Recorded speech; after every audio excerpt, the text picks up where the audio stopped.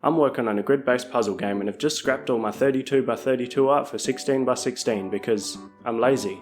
Or efficient. You decide. Anyway, meet this little creature. Time to give them some furniture. Even alien pixel blobs need interior design.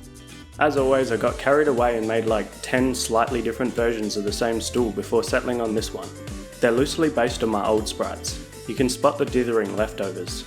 Then came the shading and colour tests, again getting carried away with the number of slightly different versions. The stool hangs into the cell above it, but the hitbox is just this bottom part so the character can walk behind it. Anyway, I then used the same sprites and made some changes for variation. Watch me struggle to figure out what I'm doing with this cabinet before pulling in a green version of my original 32x32 sprites for inspiration.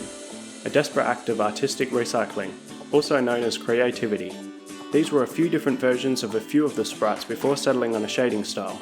I added a few more sprites and eventually pulled everything into the monochromatic Game Boy-esque colour palette that I settled on later in the process. And there we go, the first tile set of the game.